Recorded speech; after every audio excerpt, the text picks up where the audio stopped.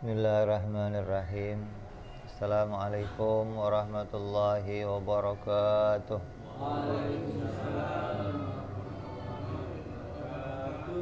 Al-Fatihah ila ruhi Sayyidina wa Habibina wa Syafi'ina Rasulillah Sayyidina Muhammad ibn Abdullah sallallahu alaihi wa ala alihi wa sahbihi wa azwajihi wa dhurriyyatihi Allah ya'ali darajatihim bil jannah wa yanfa'una bi asrarihim wa anwarihim wa ulumihim wa nafahatihim wa barakatihim fid dini wa dunya wal akhirah wa ja'aluna min hisbihim wa yarzuquna mahabbatahum wa yatawaffana ala millatihim wa yahsyurna fi zumratihim bil afiyatin wa salamatin lahumul Fatihah.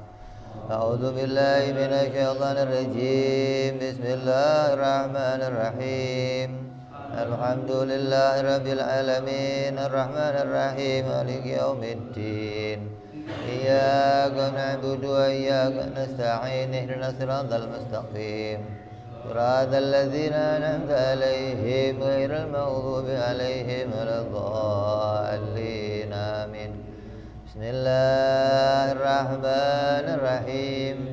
Nawaitu ta'alluma wa ta'lima wa tadhakura wa tadhkira wa naf'a wal intifa'a wal ifadata wal istifadata wal hitha ala tamassuki bi kitabillahi wa sunnati rasulillah sallallahu alaihi wasallam wa du'a ilal huda wa dilalata alal khairi ibtigha'a mardatihi wa qurbihi wa thawabihi wa husnil khatimah wa al-lutfi wal afiyah wa salahil aqibah.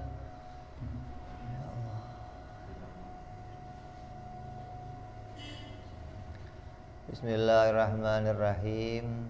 Alhamdulillahirabbil alamin. Wassalatu wassalamu ala asyrafil anbiya'i wal mursalin Sayyidina wa habibina wa syafi'ina wa maulana Muhammadin wa ala alihi wa sahbihi ajma'in. Amma ba'du. Qala musanniful kitab Hadratus Syekh Sa'id bin Armiyah rahimahullah wa nafa'ana bihi wa bi'ulumihi fid dharain. Allahumma aftah qulubana futuhal arifin wa bihikmatika wansur alaina birahmatika ya arhamar rahimin. Ila anqal.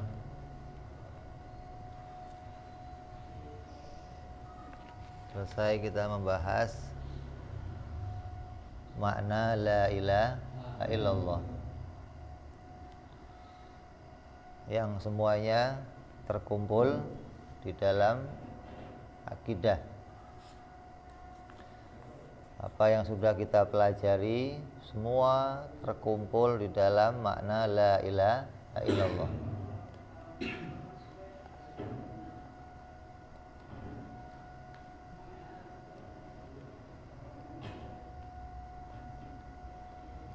Tes.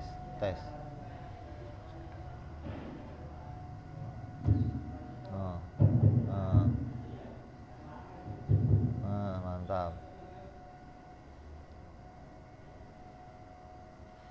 Di semua apa yang sudah kita pelajari dari awal sifat sampai akhir sifat-sifat Allah, dari wujud sampai mutakalliman, semuanya terhimpun di dalam la ilaha illallah. Gimana cara masukinnya, Bib? Cara masukinnya melalui kalimat ilahun, melalui kalimat ketuhanan. La ilaha, tidak ada Tuhan kecuali Allah. Maka dari kalimat Tuhan itulah kita memasukkan seluruh akidah. Kenapa? Karena Tuhan yang kita sudah pelajari itu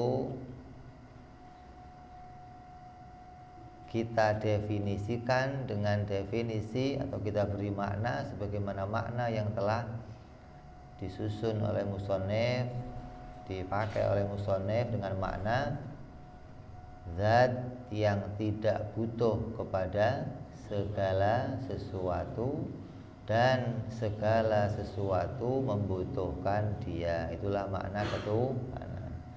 Maka kalau makna itu kita masukkan ke dalam la ilaha illallah, akan berbunyi tidak ada zat yang tidak butuh kepada segala sesuatu dan segala sesuatu membutuhkan dia kecuali Allah.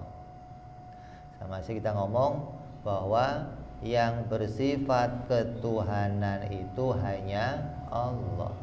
Karena selain Allah tidak bersifat dengan sifat ketuhanan. Maka cara kita berzikir kalimat la ilaha illallah bukan lagi sebagaimana cara-cara sebelumnya. Karena kita sekarang sudah ngerti isinya, sudah ngerti apa itu yang disebut Tuhan, maka hendaknya setiap kita zikir kalimat la ilaha illallah, maka makna-makna yang sudah kita pelajari itu kita hadirkan ke dalam hati kita. Hingga waktu zikir la ilaha illallah yang diingat bukan lagi berkat.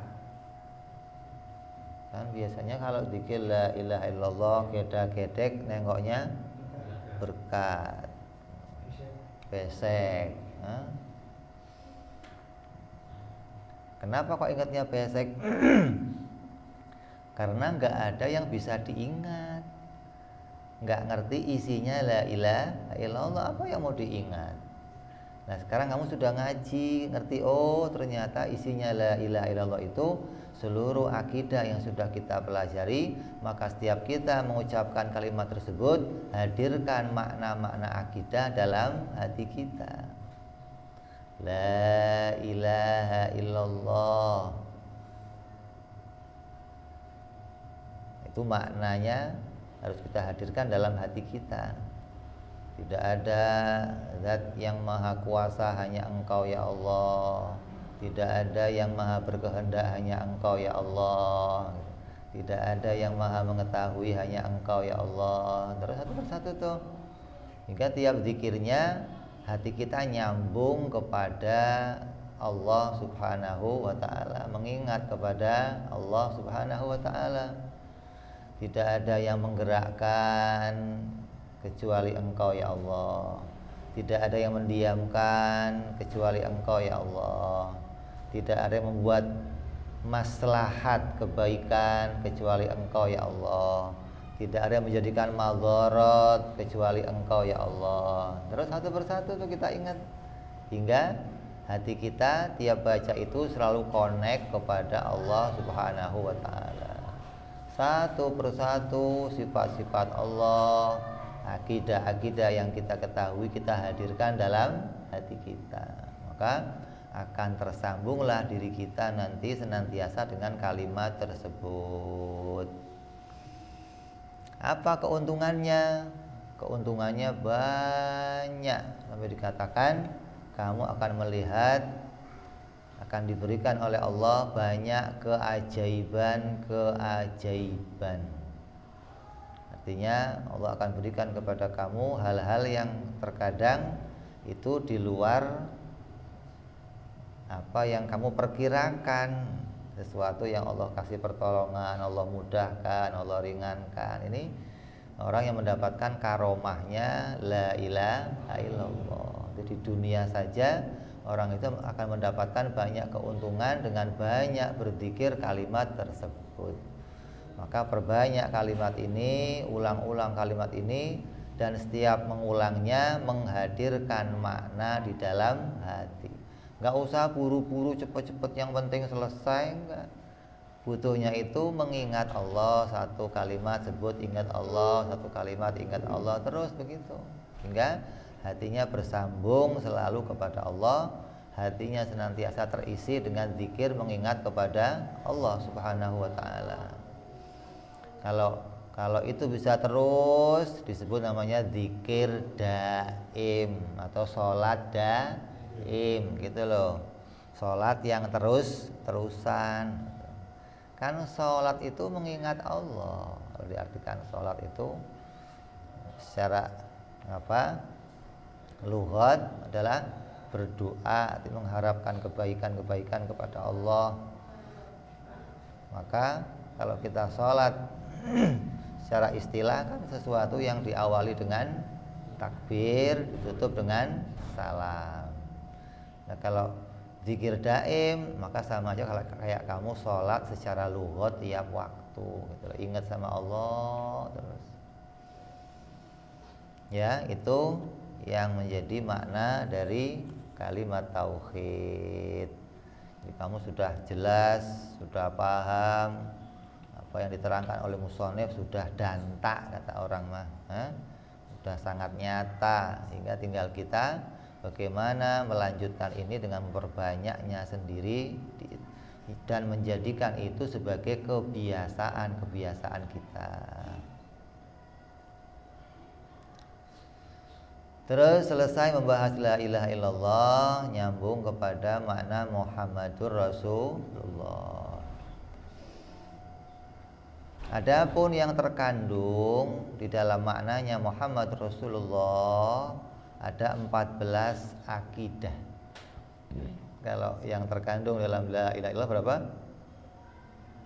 50 akidah.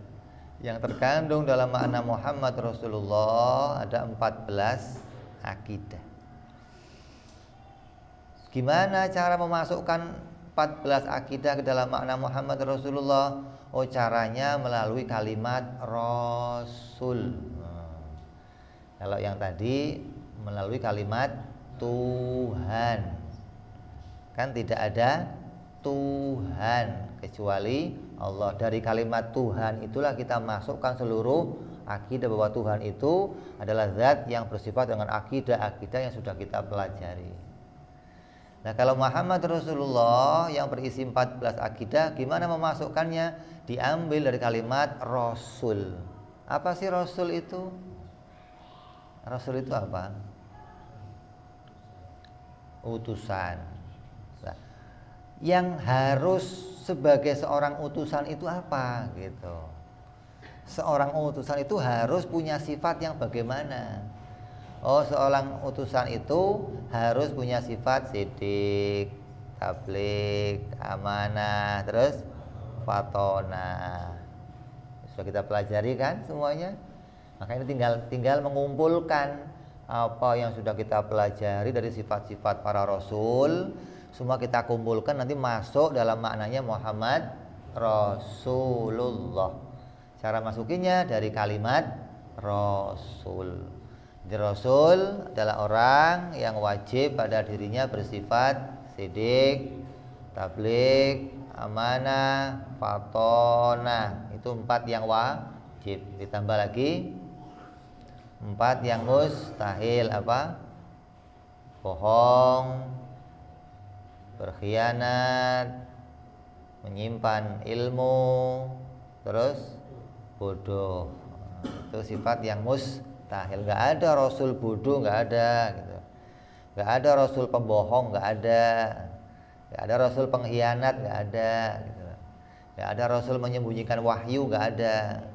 Itu yang wajib pada rasul dan yang mustahil pada rasul. Berapa jumlahnya? 4 ditambah 4 jadi 8. Ditambah lagi 1 perkara yang jaiz. Perkara yang apa? Jaiz. Kenapa kok harus wajib, mustahil, jaiz?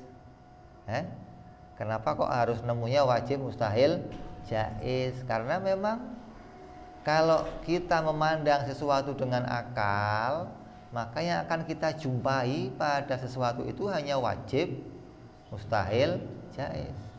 Kalau kita memandang sesuatu pakai mata, yang akan kita jumpai pada gelas ini apa? Kita lihat pakai mata nih. Yang kita jumpai apa? Hah? Putih warnanya, apalagi bentuknya. Kita jumpai nggak pakai mata? Hah? Ya, putih nih. Ini warnanya putih, ini putih. Bentuknya apa? Oh, ini bundar, oh ini panjang, oh ini lonjong. Kita jumpai pakai mata kita. Jadi, kalau memandang sesuatu pakai mata, hasilnya itu warnanya, bentuknya. Nggak cuma warna doang kan? Bentuk juga kita dapati. Nah, kalau memandang sesuatu pakai akal, yang didapati 3. Sesuatu itu wajib, mustahil, dan jaiz. Contoh, kita pandang gelas ini pakai akal coba. Kalau tadi pakai mata, yang dijumpai apa? Bundar, putih. Coba pandang gelas ini pakai akal, yang dijumpai apa? Apa yang wajib pada gelas ini? Bertempat. Gelas ini wajib bertempat. Dan semua gelas di dunia, mau gelas dari surga, dari neraka, sekalian wajib bertempat. Gak ada gelas yang gak bertempat. Itu pandangan akal gitu loh. Terus mustahilnya apa? Mustahil gelas ini tidak bertempat. Gak ada kamu cari ada gelas tapi tidak bertempat, gak ada. Semua gelas pasti bertempat. Anak kecil juga tahu. Coba anak kecil kamu suruh, Pak, anak-anak tolong ambilin gelas. Di mana, Pak? Begitu mesti. Kenapa? Karena anak kecil juga tahu tiap benda pasti ada tempatnya. Tidak mungkin ada benda nggak ada tempatnya. Kalau kamu ngomong, anu nak, gelasnya nggak di mana-mana gitu. Apa kata anak kamu? Terus saya ngambilnya gimana, Pak? Oh, nggak di mana-mana kok suruh ngambil, ya nggak bisa dong, Pak. Gimana sih? Anak kecil juga tahu hal itu. Itu namanya pandangan akal tentang sesuatu. Yang wajib pada dia ada, yang mustahil ada, yang jaiz apa? Apa yang jaiz? Bundernya jaiz, putihnya jaiz. Karena gelas itu boleh aja kotak, boleh aja hijau, boleh aja merah, boleh aja ini putih, bisa kuning, bisa merah, bisa hijau. Itu namanya perkara jaiz. Jadi akal tiap memandang sesuatu yang dijumpai hanya 3. Yang wajib pada dia, yang mustahil pada dia, dan yang jaiz pada dia. Gitu loh. Nah, begitupun akal memandang kepada Allah. Yang dijumpai apa? Yang wajib pada Allah, yang mustahil pada Allah, dan yang jaiz pada Allah. Akal memandang Nabi, memandang Rasul, yang dijumpai apa? 3. Yang wajib pada Rasul, yang mustahil pada Rasul, dan yang jaiz pada Rasul. Selalu begitu akal memandang apa saja yang dijumpai mesti 3 perkara. Yang wajib pada Rasul ada 4, yang mustahil pada Rasul ada 4, yang jaiz pada Rasul ada 1. Apa itu? Bersifat manusia. Semua Rasul utusan Allah itu boleh-boleh saja bersifat manusia. Artinya boleh aja Nabi itu makan, boleh aja Nabi itu minum, boleh saja Nabi itu tidur. Kenapa kok boleh? Lah kalau Nabi wajib makan kan repot nanti. Nabi wajib makan, yang terjadi apa? Makan terus nggak ngapa-ngapain. Karena wajib itu sesuatu yang terjadi terus, tidak berubah keadaan, namanya wajib menurut akal. Jangan mundur lagi nih, ntar bicara wajib lagi menurut syariat, mundur lagi, nggak kelar-kelar kita bahasnya jadinya. Nah, kalau ngaji jangan putus-putus. Arti ada wajib menurut akal, ada wajib menurut syariat. Beda tuh. Ntar wajib bagi Nabi, wajib bagi Allah, dikira wajibnya wajib syariat. Ya repot. Ini wajib menurut akal, hukum akal. Pengertiannya apa? sesuatu yang tidak mengalami ketiadaan. Jadi wajib itu kalau disifatkan pada sesuatu perkaranya nggak pernah tiada, namanya wajib. Kayak tadi menempat pada gelas, selama gelas ini ada pasti ada tempatnya selamanya, itu namanya wajib gitu loh. Lah Nabi yang wajib apa? Sidik. Selamanya Nabi itu wajib sidik, nggak boleh berubah sidiknya. Mau pagi, mau sore, mau siang, mau malam, mau tidur, mau merem, Nabi wajib sidik. Nah, wajib fatona, pinter. Wajib, oh Nabi itu kalau malam rada bodoh, nggak ada. Nabi ya wajib pinter, selamanya pinter. Selagi ada nabinya wajib pinter gitu. Nah yang mustahil apa? Ya enggak. Nabi mustahil bohong selamanya, itu tidak akan mungkin terjadi Nabi itu bohong, enggak ada. Jadi kalau kamu sudah nemu ini, nemu pandangan ini, berarti kamu nemu Nabi dengan pandangan akal. Akal kamu waras, berarti sehat. Bisa menemukan Nabi itu wajib benar dan Nabi mustahil bohong. Nabi wajib menyampaikan sesuatu dari Allah, mustahil menyembunyikan. Nabi wajib amanah, wajib apa? Maksum, terjaga dari maksiat, mustahil Nabi itu berbuat maksiat, berkhianat. Wajib Nabi itu pinter, mustahil Nabi itu bodoh. Itu selamanya akal akan nemu begitu. Sifat yang wajib dan yang mustahil pada Nabi. Nah kalau jaiz ya boleh-boleh aja. Gelas ini boleh aja di atas, boleh di bawah, boleh aja biru, boleh aja kuning, namanya perkara jaiz. Oh kalau gelas itu wajib putih, berarti sedunia gelas harus putih semua. Kan nggak begitu nyatanya. Ada gelas yang kuning, ada gelas yang hijau, ada gelas, berarti gelas itu nggak harus putih. Lah yang harus apa pada gelas? Bertempat. Nah, itu yang harus tuh. Ini contoh gelas mewakili semua isinya alam semesta. Kamu lihat meja, sama nemunya. Yang wajib apa? Bertempat. Kamu nemu mik, yang wajib apa? Bertempat. Semua begitu. Nah kalau Nabi yang wajib apa? Sidik, tabligh, amanah. Mau itu Nabi Adam kayak, mau Nabi Nuh kayak, mau Nabi Hud, Nabi Shalih, Nabi, semua Nabi wajib punya 4 sifat. Lawannya yang mustahil, mustahil bohong. Mustahil itu mustahil terjadi pada Nabi, selamanya nggak terjadi. Nggak ada loh Nabi yang pernah bohong, nggak ada. Selamanya Nabi wajib benar, mustahil bohong. Nah yang jaiz ya boleh aja makan, boleh saja minum, boleh saja tidur, boleh saja kawin, boleh saja punya anak, boleh saja bekerja, boleh saja sakit. Itu sifat apa? Jaiz. Yang jaiz berapa? 1, yaitu bersifat manusia. Lawannya juga 1, apa? Tidak mungkin para nabi bersifat malaikat. Gak ada. Oh ada loh nabi tapi nggak makan, nggak minum, nggak tidur, nggak ada. Kalau ada nabi kok nggak makan, nggak minum, nggak tidur, malaikat namanya, bukan nabi itu. Nggak ada nabi dengan sifat yang demikian, nggak ada. Nabi semua sifatnya sifat manusia. Mustahil Nabi bersifat malaikat. Yang kedua, mustahil pula Nabi bersifat Tuhan. Ada Nabi tapi sifatnya Tuhan, ada? Ada?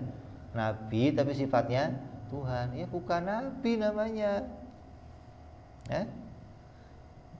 Ada Nabi kok sifatnya Tuhan, bukan, nggak ada yang begitu. Nabi semua sifatnya manusia, karena diutusnya Nabi kepada bangsa manusia. Laqad ja'akum rasulun min anfusikum, telah diutus seorang nabi dari bangsa kamu sendiri, seorang rasul dari bangsa kamu sendiri, maknanya bangsa manusia gitu. Jadi nggak mungkin ada nabi kok disifati Tuhan. Siapa orang yang nyifatin nabi dengan Tuhan? Ada orang Yahudi yang mengatakan Uzair itu anaknya Tuhan, Uzair anaknya Allah. Kalau Uzair anaknya Allah, berarti Uzair punya sifat seperti Allah, gitu kan? Kalau anaknya orang sifatnya kayak apa? Kayak orang. Kalau anak kambing, ya kayak kamu. Ada anak kambing, sifatnya kayak onta kan nggak ada. Ini anak kambing lu, tapi onta mana ada anak kambing begitu. Anak kambing ya sifatnya kayak kambing. Kalau anak Tuhan, ya sifatnya kayak Tuhan, mesti begitu dong. Masa ada anak Tuhan sifatnya kayak anak manusia, kan nggak cocok. Ya, jadi Nabi jaiz bersifat manusia, lawannya mustahil Nabi bersifat malaikat dan bersifat ketuhanan gitu loh. Berapa jumlahnya? 4 yang wajib, 4 yang mustahil, 1 yang jaiz. Lawannya juga 1, berapa? 10. Ya. Ditambah lagi 4 perkara yang menjadi berita yang harus kita imani dari Nabi. Apa itu? Iman kepada adanya para nabi-nabi sebelumnya. Masuk tuh dalam maknanya Muhammad Rasulullah. Seorang Rasul kan menyampaikan sesuatu. Apa yang disampaikan? Di antaranya yang wajib kita imani bahwa Allah mempunyai Rasul-Rasul yang jumlahnya banyak. Wajib kita imani itu. Masuk dalam makna berita Rasul. Tambah lagi iman kepada adanya para malaikat. Ya, itu berita dari Rasul, wajib kita imani. Yang nggak iman gimana? Berarti nggak iman dia Rasul. Karena Rasul itu apa sih? Nabi itu apa sih? Iman itu apa sih?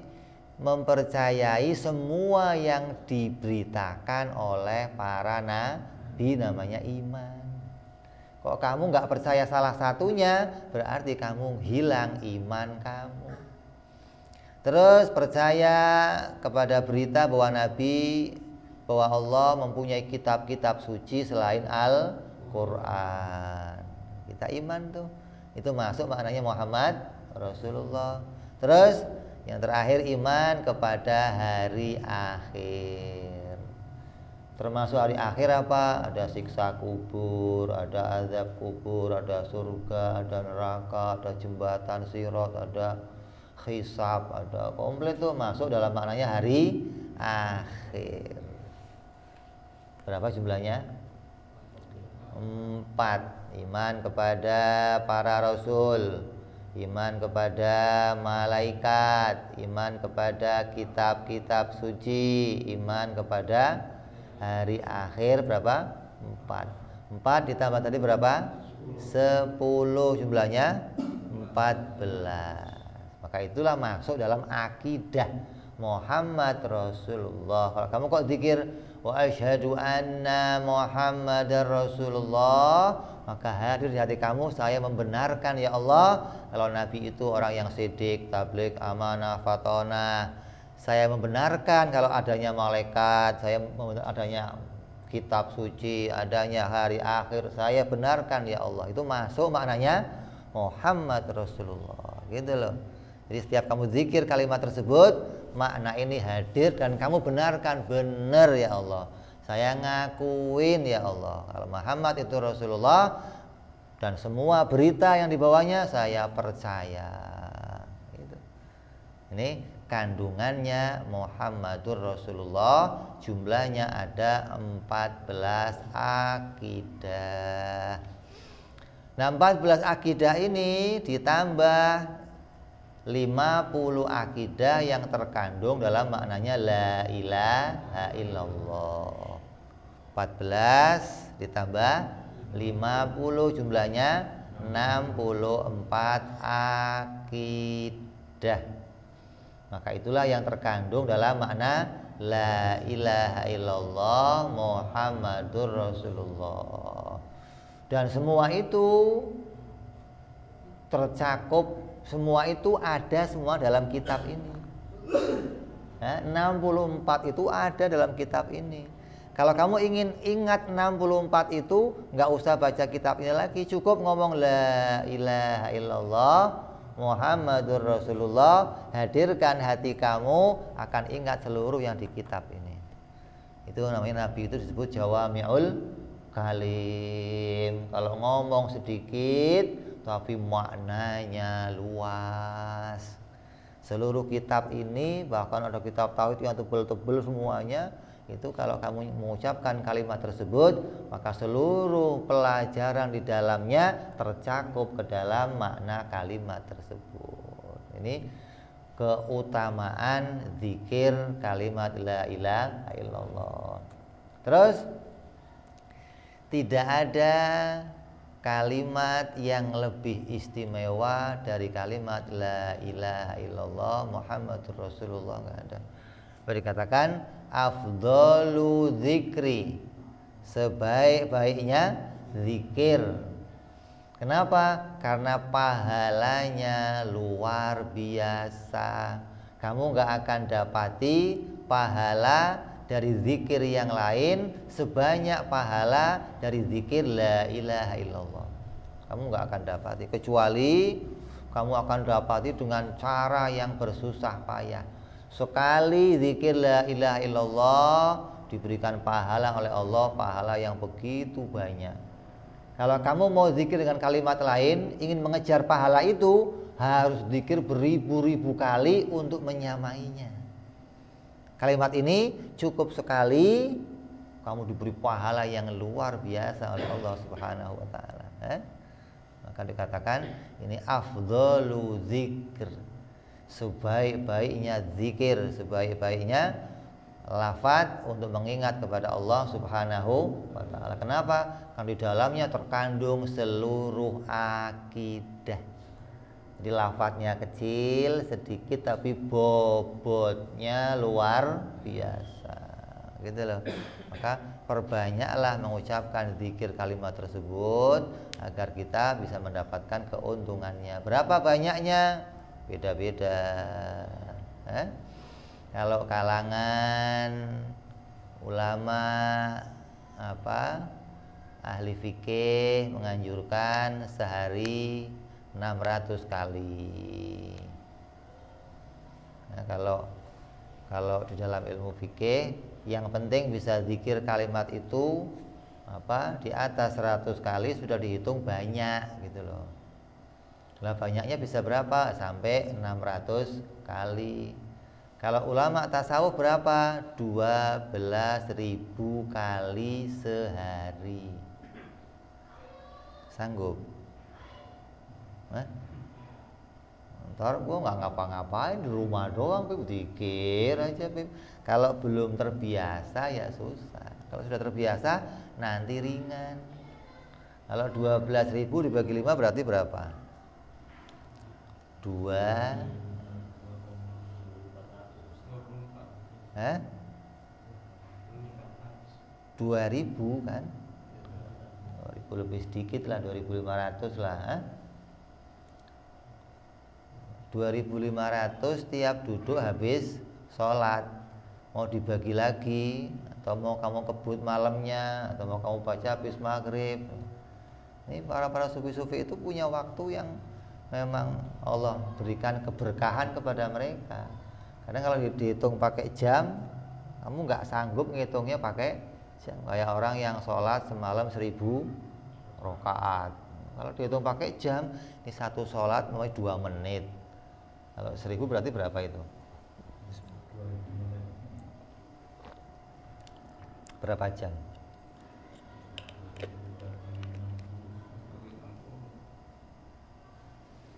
Bisa 20 jam lebih itu. Nah ya kalau dihitung pakai jam nggak kehitung. Ini gimana cara sholatnya? Tapi ya nyampe saja mereka. Dan banyak wali-wali yang sholatnya semalam itu 1000 rakaat kayak Syekh Abdul Qadir Jailani, kayak Rabi'atul Adawiyah. Ini kalau malam 1000 rakaat kayak cucunya Rasulullah siapa? As-Sajjad.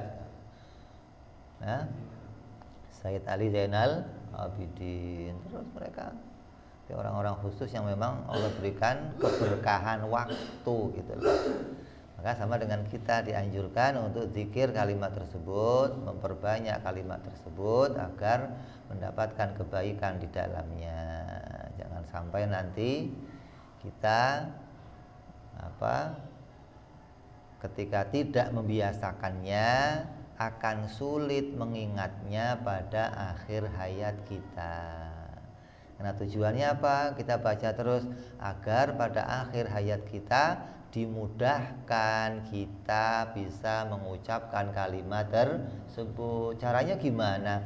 Biasakan di waktu senggang, biasakan di waktu lega, biasakan di waktu santai. Nanti ketika waktu tegang, kalimat tersebut tetap akan bisa muncul karena sudah terbiasa di waktu yang senggang. Tapi kalau enggak kita biasakan, tiba-tiba di waktu yang tegang mau kita ingat, sulit. Ente kadang ketika waktunya tegang, bini kamu siapa? Lupa siapa apa? Bini lupa kadang. Kenapa? Tegang gitu loh. Orang lagi mau masuk jurang, mobil mau ambruk, ditanyai, Pak, bininya siapa? Anak siapa? Lupa Pak, udah. Jadi kalau kita biasakan, nanti akan muncul tuh. Sama kayak kamu kalau dikagetin, yang muncul apa? Ya tergantung yang di dalam sini. Kalau di dalam sini kok kebun binatang munculnya, ya kebun binatang. Karena kata ulama, sesuatu itu akan keluar sesuai isinya. Kalau isinya susu, dituangin keluarnya apa? Ya susu. Masa ada isinya putih susu keluarnya hitam? Nah, kalau keluarnya susu, dalamnya susu, waktu dituang ya keluarnya susu. Di sini kamu kok isinya makna-makna ini, ketika kamu lafadznya muncul la ilaha illallah. Jadi lafadz itu penampakan dari isi yang dalam hati kamu gitu loh. Kalau di sini nggak ada isinya, nanti waktu itu nggak keluar. Kenapa? Karena nggak ada isi di sini. Sampai dikatakan nanti kalau kamu ditanya di alam kubur, man rabbuka, yang jawab siapa? Yang jawab siapa? Hati. Mulut itu hanya mengeluarkan isi hati. Kalau hati nggak ada isinya, nggak keluar kata-katanya. Karena mulut nanti tidak bisa lagi menjawab sembarangan. Kalau bohong tangannya suruh ngomong, kalau bohong kakinya suruh ngomong. Berarti mulut sudah nggak jadi andalan tuh. Maka mulut akan bicara kalau di dalam sini ada isinya, akan keluar la ilaha illallah. Lah malaikat yang lihat kamu baca la ilaha illallah mesti sudah mencukupkan, cukup. Kenapa? Di dalamnya sudah berisi pengetahuan tentang Allah. Gitu. Oh ini sudah istimewa berarti. Udah bisa keluar di dalamnya berarti berisi itu gitu loh. Kamu kalau nulis surat, SMS, WA, nulis surat, itu kata-kata yang keluar muncul dari mana? Dari hati. Lah kalau kamu nggak punya kata-kata bisa nulis surat? Coba ucapkan satu perkara yang kamu belum tahu, coba ucapkan. Coba bisa? Ucapkan satu kata. Ya nggak bisa, karena mulut ini adalah penampakan dari hati. Hati ini namanya kalam nafsi. kalam pribadi kita, kalam diri kita. Adapun mulut ini adalah dalilnya atau penampakannya. Kalau mau muncul di sini harus ada di sini dulu. Kalau di sini nggak ada, nggak bakal muncul di mulut. Gimana wong isinya nggak ada, mau dituangin, yang keluar apa? Ya nggak ada apa yang bisa keluar. Nah, karena mulut ini hanya wadah saja. Di sini isinya. Kalau di sini dikeluarkan ya keluar di sini, gitu loh. Jadi ini berbeda dengan kalau kamu pas makan. Kalau makan masuk dari sini, keluar sini, urusan lain lagi tuh. Kalau ini enggak. Kamu berpikir apa yang kamu ketahui tersimpan dalam hati, semua itu kamu lafadzkan dengan lisan. Di sininya kosong, nggak akan keluar apa-apa di mulutnya. Maka dengan membiasakan kalimat ini, kita zikir, kita ingat dalam hati kita, maknanya kita simpan dalam hati kita. Kita berharap kalimat ini bisa nanti kita bawa terus sampai nanti hari kematian kita tetap ngucapin la ilaha illallah. Sampai nanti dibangkitkan masuk ke kubur, ditanya malaikat juga bisa jawab la ilaha illallah Muhammadur Rasulullah. Hingga semua yang tersimpan dalam hati kita menjadi makna yang terus terbawa sampai nanti ke akhirat. Amin ya rabbal alamin. Inilah akhir dari pelajaran kita, mana semuanya ini bagian dari pelajaran yang wajib diketahui oleh tiap-tiap orang Islam, laki-laki maupun perempuan. Wajib mengetahui ini sebagai dasar-dasar agamanya. Selama kita hidup beragama, maka agama itu kita bangun dengan pondasi 64 akidah ini. Jadi apapun yang akan kita jumpai, semuanya yang akan kita lakukan, dari perintah Allah yang wajib, yang sunnah, yang haram, yang makruh, semua yang mubah, hukum-hukum Allah kita jalani, yang wajib sunnah kita kerjakan, yang lain kita tinggalkan. Itu kita bangun di atas pondasi la ilaha illallah Muhammadur Rasulullah. Kalau enggak, berarti kita membangun sesuatu di luar pondasinya. Bangun sesuatu enggak di atas pondasi ya rawan roboh, rawan hancur, membahayakan bukan hanya untuk dirinya sendiri tapi untuk seluruh keluarganya, bahkan tetangganya, karena membahayakan akan merobohi mereka. Jadi bangun ini dengan bangunan yang kuat. Maka kitab ini kita ulang-ulang terus sebagai bahan kita untuk menguatkan akidah. Jangan putus ngaji ini kecuali akidah kita sudah tidak tergoyangkan lagi. Kalau masih kok bimbang, masih terus, maka ulang lagi terus sampai akidah kita kokoh. Dan kita berharap akidah kita semua ditambah kokohnya oleh Allah Subhanahu wa ta'ala, ditambah kuatnya oleh Allah, hingga tidak tergoyahkan dengan bisikan apapun, dengan was-was apapun, dengan godaan apapun, tetap mengimani la ilaha illallah Muhammadur Rasulullah. Allahumma ighfir lana wa li walidina wa li masyayikhina wa li muallimina fid dini wa li akhwanina wa li jami'il mu'minina wal mu'minat wal muslimina wal muslimat al ahya'i minhum wal amwat. Rabbana atina fid dunya hasanah wa fil akhirati hasanah wa qina adzabannar. Wa sallallahu ala sayyidina Muhammadin wa ala alihi sayyidina Muhammadin